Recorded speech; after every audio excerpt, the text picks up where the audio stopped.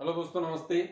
चलो आज हम रीट भर्ती परीक्षा 2021 जो 25 अप्रैल 2021 को आयोजित हो रही है परीक्षा, उस परीक्षा के विषय में चर्चा करने के लिए आपके समक्ष उपस्थित है। आज हम बात करेंगे भाववाचक संज्ञा पर। सबसे पहली बात तो कि भाववाचक संज्ञा होती क्या है, तो उसकी परिभाषा के रूप में हम यदि लिखें या बात करना चाहें तो परिभाषा तो ये होती है कि वे संज्ञा शब्द जिन्हें प्रत्यक्ष रूप से तो नहीं देखा जा सकता, परंतु या किंतु अप्रत्यक्ष रूप से मन से अनुभव किया जा सकता है, उन संज्ञा शब्दों के नाम को ही भाववाचक संज्ञा कहते हैं। अब इनकी जैसे हम बात करें सुख, दुख इत्यादि जो है, गुस्सा, प्यार, ये जो शब्द है वो शब्द किस में आएंगे? भाववाचक संज्ञा में आएंगे। उनको हम देख नहीं सकते प्रत्यक्ष रूप से, परंतु उनको हमें महसूस कर सकते हैं अथवा अप्रत्यक्ष रूप से या परोक्ष रूप से उनको देखा जा सकता है। अब देखिएगा, कुछ इसके शब्दों की यदि हम बात करें तो कुछ शब्द तो ऐसे होते हैं जो स्वतंत्र रूप से ही माने जाते हैं। जैसे हम बात ही कर रहे थे, जैसे सुख है, दुख है, प्यार है, प्रेम है, प्यार, प्रेम, स्नेह है, करुणा, घृणा, उपकार, ये जो शब्द है ये तो स्वतंत्र रूप से माने जाते हैं। इनको तो हम क्या कहेंगे? स्वतंत्र भाववाचक संज्ञा शब्द। अब नंबर 2 पर उसके बाद यदि हम बात करें तो कितने प्रकार से, तो कुल मिलाकर 5 और प्रकार हैं जिनके माध्यम से, जिनके द्वारा हमें भाववाचक संज्ञा का निर्माण कर सकते हैं, भाववाचक संज्ञा शब्द बना सकते हैं। देखिएगा कौन कौन से हैं। जैसे मैं बात करूं तो एक तो जैसे जातिवाचक संज्ञा, धन, प्रत्यय। एक तो तरीका यह है, जातिवाचक संज्ञा शब्द में आप मिलाएं। दूसरा है जैसे सर्वनाम, धन, प्रत्यय। उसके बाद में हम कहें क्रिया, धन, प्रत्यय। उसके बाद में हम कह सकते हैं, हम बात करें विशेषण, विशेषण शब्द, धन, प्रत्यय। और उसके बाद में बात करें हमें अव्यय शब्द, जो अविकारी शब्द हैं उनमें भी हम प्रत्यय जोड़ें, और प्रत्यय जोड़ने से जो हमें नतीजा निकल कर आता है हमारे समक्ष, वह क्या हो जाता है? वही भाववाचक संज्ञा बन जाती है। अब हमें एक एक विषय पर बात करेंगे, एक एक टॉपिक को लेकर बात करेंगे, उससे हमारी जो बुनियादी समझ है वो कहीं ना कहीं विकसित जरूर होगी। कुल मिला के ये 6 प्रकार है। स्वतंत्र संज्ञा शब्द है, स्वतंत्र रूप से भाववाचक संज्ञा शब्द है, जातिवाचक संज्ञा में प्रत्यय जोड़ने से बनते हैं, सर्वनाम शब्द में प्रत्यय जोड़ने से बनते हैं, क्रिया शब्द में प्रत्यय जोड़ने से, विशेषण शब्द में प्रत्यय जोड़ने से, और अव्यय शब्द में प्रत्यय जोड़ने से। तो देखिएगा हम इसके दो दो पांच उदाहरण देखते हैं, उसके पश्चात उससे हमारी जो समझ है वो कहीं ना कहीं पहले की बजाय विकसित होगी, और जो गर्द, जो अंधेरा छाया हुआ है वो छटेगा। सबसे पहले हम बात करें, जैसे पहला हमारा है जातिवाचक संज्ञा शब्द, धन, प्रत्यय। इससे क्या बनेगा? भाववाचक संज्ञा शब्द बनेगा। देखिएगा जैसे जातिवाचक संज्ञा में हम करें बात है, तो जैसे बच्चा है, बच्चा में हमने पन जोड़ा तो शब्द क्या बन गया हमारा? बचपन बन गया। बचपन क्या है? एक भाववाचक संज्ञा शब्द है जो कि इस प्रकार से बन सकते हैं। इसके बाद में हम बात करें जैसे महात्मा शब्द है, उसमें ये जोड़ेंगे। महात्मा में ये प्रत्यय जोड़ने से क्या बनेगा? ये दोस्तों सबसे महत्वपूर्ण है, और इसका जो नियम है वो नियम मैं आपको यही बता रहा हूं। उस नियम का ध्यान रखें, समस्या ही सदा के सदा के लिए, रोग ही कट जाएगा मान के चलिए। अब महात्मा से, महात्मा नामक जातिवाचक संज्ञा में प्रत्यय जोड़ने से और जो शब्द बनकर निकलता है वह किस प्रकार से निकलता है वो देखते हैं। तो शब्द हमारा क्या बनता है? महात्म्य। अब सवाल यह आता है कि ये सर महात्म्य कैसे हो गया, उस पर बात करते हैं। देखिएगा क्या होता है, यदि किसी मूल शब्द, मैं यहां इस प्रकार से लिख रहा हूं, मूल शब्द में यदि हमने प्रत्यय के रूप में, सॉरी, प्रत्यय के रूप में यदि ये जोड़ा है, यदि हमने प्रत्यय के रूप में क्या जोड़ा है, ये प्रत्यय जोड़ा है मूल शब्द में, तो मूल शब्द इतना बड़ा है, तो मूल शब्द के प्रथम वर्ण में क्या क्या बदलाव होंगे देखिएगा। यहाँ यदि यहाँ प्रथम शब्द की बात, प्रथम वर्ण की बात कर रहे हैं, प्रथम वर्ण यदि ए है तो किसमें बदल जाएगा, आ में। यदि ई या ए है तो किसमें बदल जाएगा, आई में। किसमें बदलेगा, आई में बदलेगा। और उ या ओ है प्रथम वर्ण, मूल शब्द का प्रथम वर्ण यदि ए है तो आ में बदलेगा, ई ए है तो आई में बदलेगा, उ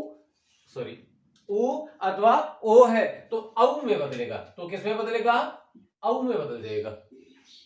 अब और एक तो समस्या, एक सीधा सीधा उत्तर तो यह है, और यही नियम इक वाले प्रत्यय में भी लागू होता है। अब देखिएगा यहां जो अंतिम वर्ण है, यह तो था प्रथम वर्ण की बात तो हमने कर ली, अंतिम वर्ण है वो क्या होता है, वह स्वर रहित व्यंजन बन जाएगा, स्वर रहित व्यंजन हो जाएगा। आप इसको कह सकते हो कि वह आधा हो जाएगा। वह क्या हो जाएगा, आधा हो जाएगा। आप यहां इस नियम को लागू करके देखते हैं। देखिएगा हमने शब्द क्या लिखा, महात्मा, और धन ये किया। अब शब्द क्या बना, अब उस नियम के अनुसार पहले वर्ण में मात्रा का ही है, ए है, तो ए स्वर होने की वजह से स्वर कौन सा बनेगा, आ बनेगा। तो मैं में आ लग गया, आगे है हा, उसके बाद में आधा तय। अब इस अंतिम वर्ण की बात हमने वहां क्या की है कि मूल शब्द का अंतिम वर्ण स्वर रहित व्यंजन या आधा हो जाता है। तो ये मां शब्द था, मां अक्षर है, मां वर्ण है, इस मां को आप आधा कर दीजिए या इसमें से स्वर निकाल दीजिए। तो मां शब्द का इसका यदि हम विश्लेषण करें तो मैं जाने आ निकल कर आता है, इस आ को स्वर को हटा दो तो शेष क्या रहता है, आधा मैं। तो आधा मैं हमने लिख दिया, और आगे ये जो प्रत्यय है वह प्रत्यय इसमें जुड़ जाएगा। तो शब्द हमारा क्या बन जाएगा, महात्म्य। ये महात्म्य शब्द अमूमन बच्चे गलत करते थे कुछ दिनों तक पहले तक, लेकिन फिलहाल इसके नियम की जानकारी बहुत सारे बच्चों तक पहुंच चुकी है, लोगों तक पहुंच चुकी है, इसलिए इसमें कुल मिलाकर ठीक ठाक रहने लग गया है। लेकिन फिर भी हम ये कहें कि ये परिवर्तन आता कैसे है, तो ये परिवर्तन इस प्रकार से इस नियम के तहत और यह परिवर्तन आता है। अब जैसे देखें एक और शब्द उसी के जैसा, गृहस्थ जोड़ ये भी भाववाचक संज्ञा शब्द भी बनाना है। यहां क्या होता है, यदि री की मात्रा है तो आर बन जाएगी, सॉरी री की मात्रा है तो री की मात्रा किस प्रकार की बन जाती है, आर।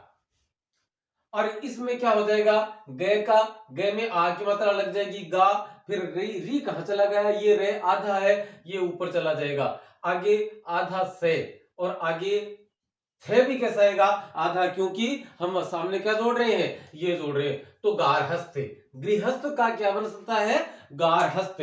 गृहस्थ शब्द जो है जातिवाचक संज्ञा शब्द, इसमें ये प्रत्यय जोड़ने से गारहस्थ भाववाचक संज्ञा शब्द बनता है। जिसके बाद में हम देखें जैसे युवा, कोई भी युवा है और युवा में हम अन प्रत्यय जोड़ते हैं तो शब्द बन जाता है यौवन। और यौवन क्या है, जैसे जवानी, तो जवान जोड़ी से जवानी शब्द बना, उसी प्रकार से यह यौवन शब्द भी बनता है। और यौवन, तरुणाई, यौवन, जवानी एक ही समान अर्थ प्रकट करने वाले अलग अलग शब्द हैं। तो युवा जातिवाचक संज्ञा, इसमें अन प्रत्यय जोड़ा तो नया शब्द बना यौवन, जो कि भाववाचक संज्ञा शब्द की श्रेणी में माना जाएगा। इसके बाद हम और बात करते हैं, जैसे ये जो नियम था जो ये प्रत्यय वाला, इस नियम को आप पोज करके लिखें अवश्य। इसके लिए मैं आपसे विशेष रूप से निवेदन करूंगा कि इस नियम को रीट की तैयारी करने वाले हो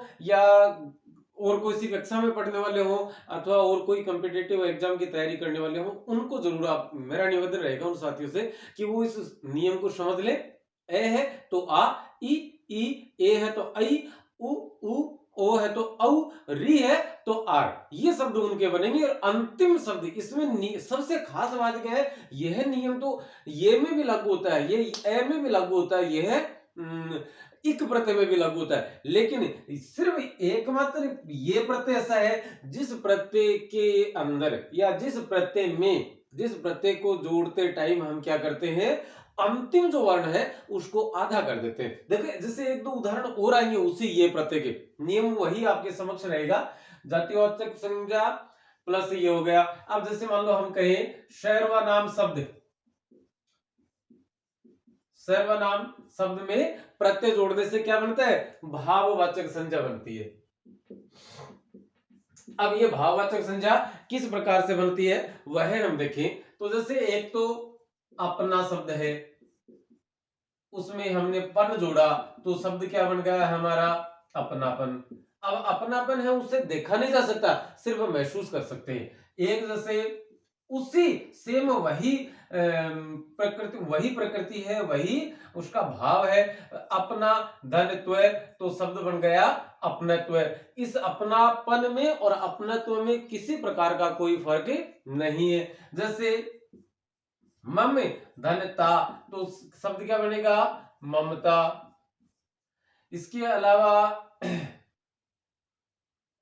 अहम धनकार, अहम में हलंत वाला, इसमें अहम धनकार की बात करें तो शब्द बन जाएगा अहंकार, जो इन दिनों अपने चरम पर है लोगों में। अमूमन हर किसी व्यक्ति में अपन देख सकते हैं कि किसी व्यक्ति विशेष के लिए नहीं है ये शब्द, हर लोगों में इस प्रकार के भाव देखे जा सकते हैं। अपनापन, अपना धनपन, अपना धन त्व, मम धनता, मम धन कार, तो ये शब्द क्या हो जाते हैं। या जैसे हम कहें मम धन जू तो शब्द क्या बन गया, मंजू। मंजू का अर्थ सुंदर लगने वाला, सुंदर। तो सर्वनाम शब्दों में और इस प्रकार से प्रत्यय जोड़ने से भाववाचक संज्ञा के की उत्पत्ति होती है, भाववाचक संज्ञा शब्द बन जाते हैं। इसके अलावा हम बात करें, सर्वनाम हो गया, जातिवाचक संज्ञा हो गई, सर्वनाम हो गया, एक जैसे विशेषण आ गया, विशेषण शब्द है कोई और उस विशेषण शब्द में यदि हम प्रत्यय जोड़ते हैं तो भाववाचक संज्ञा शब्द बनते हैं। किस प्रकार से बनते हैं,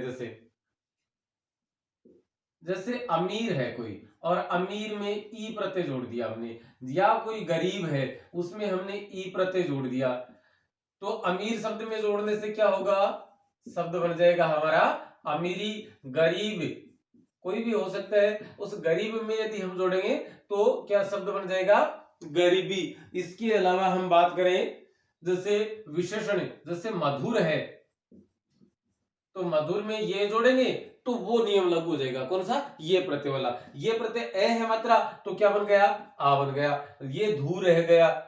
अब रे कैसा होता है, रे स्वर रहित व्यंजन हो जाता है या आधा हो जाता है, तो आधा रे कहां जाता है, ऊपर जाता है, तो यह माधुर्य बन गया। या जैसे हम कहें मधुर जोड़ी ता तो क्या बन जाएगा, मधुरता। इसके अलावा इसी शब्द से एक और बन सकता है, मधुर धन इमा, तो शब्द बन गया हमारा मधुरिमा। इसके अलावा यदि हम बात करें जैसे जैसे हाँ एक शब्द जैसे सुंदर शब्द है, जैसे सुंदर, तो सुंदर में हमने ता जोड़ेंगे तो शब्द बन गया हमारा सुंदरता। यदि हम सुंदर में ये जोड़ेंगे, ये सुंदर धन ये करेंगे तो शब्द क्या हो जाएगा, सु से, वही बात ये प्रत्यय आ गया, उ उ औ है तो औ बनता है, तो से में किसकी मात्रा लगेगी, औ की, तो औ किस प्रकार से लिखा जाएगा, फिर सौ अनुस्वार दे, रे आधा है ऊपर जाएगा और ये सौंदर्य। इस प्रकार से सुंदर और सौंदर्य दोनों एक ही भाव अब जान बताने वाले दो भिन्न भिन्न शब्द हैं। शब्दों का भाव है, शब्दों का अर्थ है, वह दोनों का एक ही है।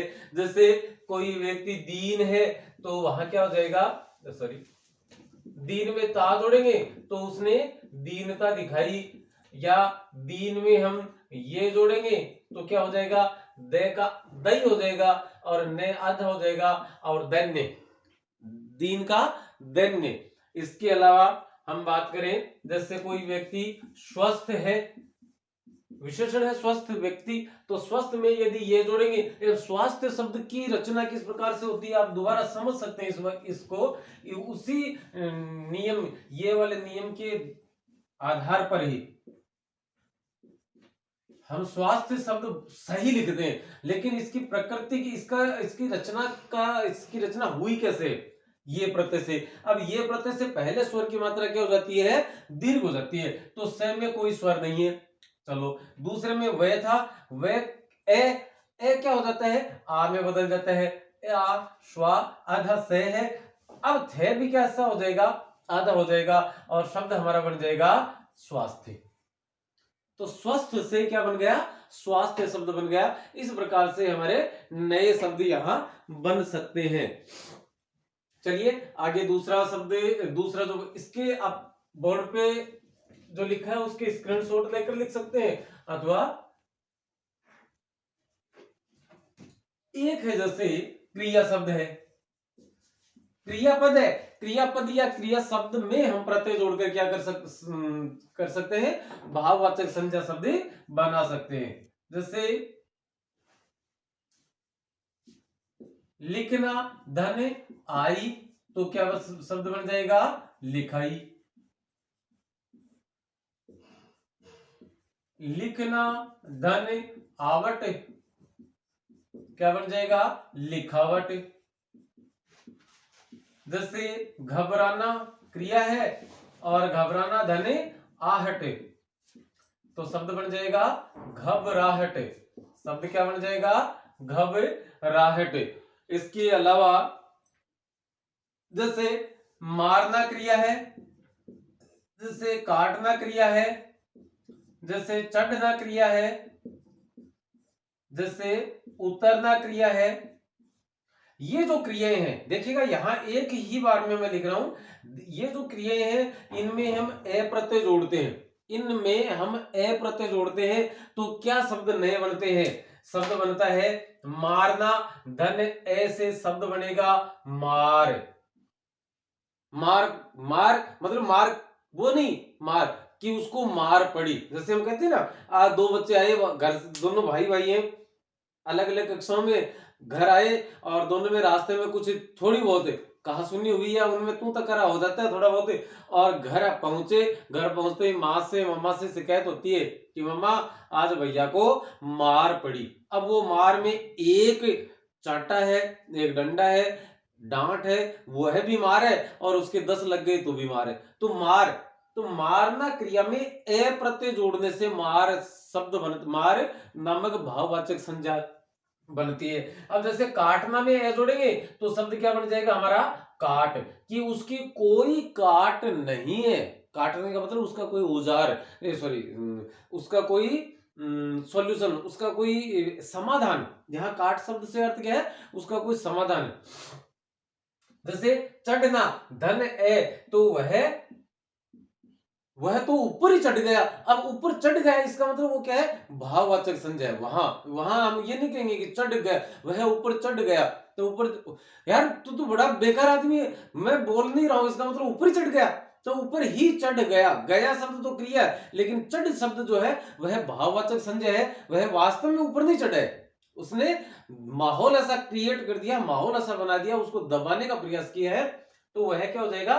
तू तो ऊपर ही चढ़ गया। तो ये चढ़ शब्द है, ये चढ़ना धन ए नामक प्रत्यय से बना है, और यह भाववाचक संज्ञा है। जैसे उतरना, तो उतरना में क्या है? उतर, उतरना में हम ए जोड़ेंगे। यहां भी हमने क्या जोड़ा है? ए जोड़ा है, इसमें ए जोड़ा था, यहां ए जोड़ा है, और यहां भी ए जोड़ा है। तो कुल मिलाकर जैसे मार, काट, चढ़े, उतर, इस प्रकार के ये जो शब्द, जैसे खाना में ए जोड़ते ही खा, तो इस प्रकार से ये क्रिया शब्द में प्रत्यय जोड़ने से और भाववाचक संज्ञा शब्द बनते हैं। आगे हम बात करते हैं अव्यय शब्दों में। आगे हम बात करें अव्यय या अविकारी शब्दों में प्रत्यय जोड़ने से भाववाचक संज्ञा शब्द बनते हैं। जैसे हम कहें दूर, निकट, दूर में ई जोड़ेंगे तो क्या हो जाएगा? दूरी। दूरी किस प्रकार की है? भाववाचक संज्ञा। निकट में ता जोड़ेंगे तो निकटता।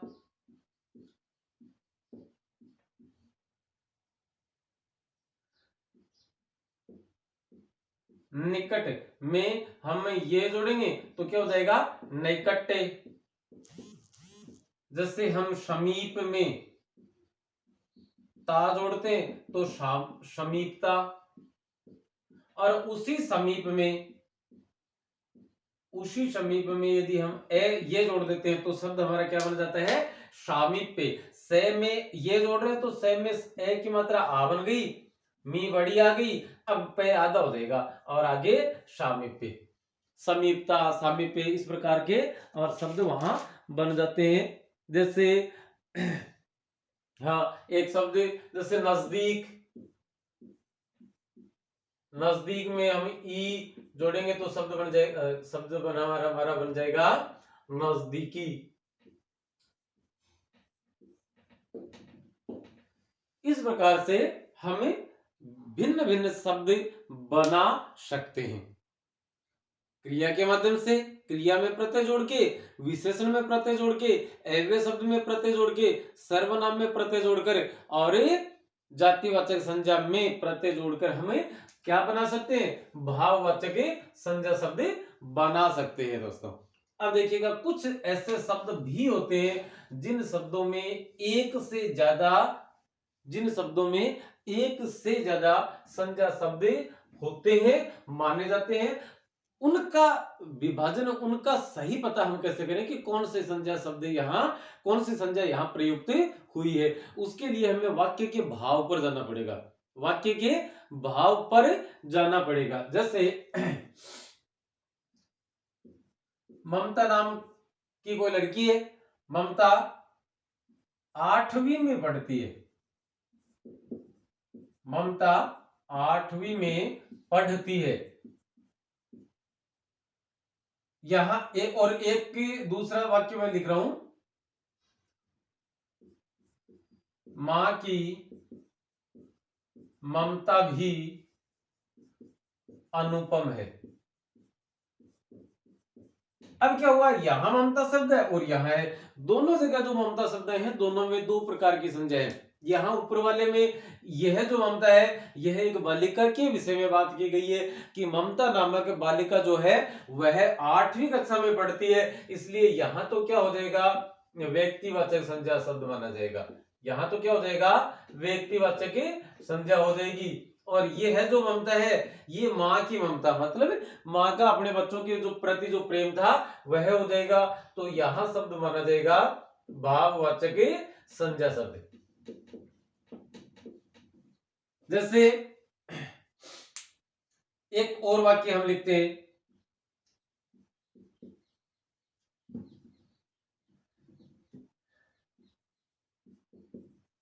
धोनी क्रिकेट, इसको क्रिकेट बोलते ना, वो सर्वथा गलत है, पूर्णतः गलत है। क्रिकेट नहीं, क्री के आधा है, री में छोड़ ई की मात्रा है, रे में ई की मात्रा है, केट, क्रिकेट है ना।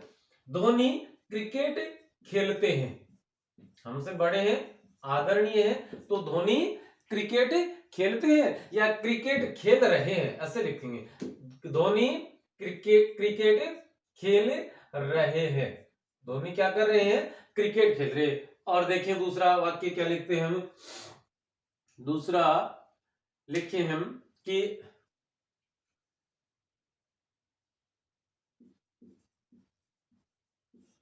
सचिन का खेल अद्वितीय था, सचिन का खेल अद्वितीय था, मतलब दूसरा उनके जैसा और कोई नहीं। अब यहां पर देखिए धोनी क्रिकेट खेल रहा है, तो यह खेल जो है वह तो क्या है, खेल रहे हैं, सॉरी खेल रहे हैं। यहां जो खेल शब्द है वह तो क्या है, क्रिया शब्द है, क्या है, क्रिया शब्द है। लेकिन धोनी सचिन का खेल अद्वितीय था, खेल यहां पर क्रिकेट की बात नहीं है बल्कि उनकी खेलने की कला के विषय में बात हुई है, खेलने की कला, या हम जिसे कह सकते हैं शैली, या उनका तरीका, उनकी खेलने की जो शैली थी वह शैली अद्वितीय थी, अनुपम थी। तो यहाँ तो ये खेल तो है जातिवाचक संज्ञा शब्द, इस जातिवाचक में क्रिकेट क्या हो गया, व्यक्तिवाचक। यहाँ खेल शब्द है यह भाववाचक संज्ञा शब्द है। कौन सा शब्द है? भाववाचक संज्ञा शब्द है। जैसे हम कहें कि द्रविड़, उनकी कलाइयां, राहुल द्रविड़, उनकी कलाइयों का उपयोग बेहतरीन था। शायद एक किसी बोलर ने कहा कि मैं नहीं चाहता कि मुझे राहुल द्रविड़ को फेस करना पड़े। तो यदि उनके खेल की बात करें तो हम कहें कि राहुल द्रविड़ का खेल अपने आप में अनुपम है। तो खेल, वहां पर खेल तो उनका क्रिकेट ही है, लेकिन खेलने की जो कला थी उनकी, वो कला अनुपम थी। तो इस प्रकार से हम और भाववाचक संज्ञा शब्द बना सकते हैं। और दो शब्द आगे या एक कोई शब्द है, उस शब्द में एक से ज्यादा संज्ञा है, हमें पता है, लेकिन उसमें जैसे ममता आ गया, हमसे पूछा कि ममता में कौन सी संज्ञा आप मानेंगे, सिर्फ ममता में, और कोई विकल्प नहीं है, हमें बोलकर बताना है। हम कह देंगे व्यक्तिवाचक है, गलत नहीं कर सकते। हम कह देंगे ममता में भाववाचक संज्ञा शब्द है, तो जो भी हमसे प्रश्न करता है, जो हमारे प्रश्न करता है, वो गलत हमें नहीं ठहरा सकते। लेकिन यदि वाक्य यह आ गया कि ममता 8वीं में पढ़ती है और हम कहते हैं कि नहीं सर, मैंने कल भाववाचक संज्ञा शब्द बताया था, कल आपने उसे पूर्णतया सही माना, आज भी ममता शब्द है और मैं इसमें भाववाचक संज्ञा शब्द बता रहा हूं, तो आप इसे कह रहे हैं कि नहीं, इसमें व्यक्तिवाचक है। वहां हमें ध्यान ये रखना है कि वाक्य के अनुसार उस शब्द का अर्थ क्या निकल रहा है, और वाक्य के अनुसार उस शब्द का जो अर्थ निकलेगा, उस शब्द में वही संज्ञा शब्द माना जाएगा। यहां वही ममता है, एक ही ममता, दोनों एक ही जैसे शब्द हैं, लेकिन दोनों में भिन्न भिन्न प्रकृतियां हैं, उनका जो सेंस है, जो अर्थ है, वो अलग निकल रहा है। संज्ञा शब्द अलग अलग, संज्ञा की जो कोटियां हैं वह अलग अलग मानी जाएंगी। तो दोस्तों, आज के लिए इतना ही। अगले वीडियो में फिर किसी नए विषय के साथ उपस्थित होंगे। तब तक के लिए नमस्ते, शुक्रिया।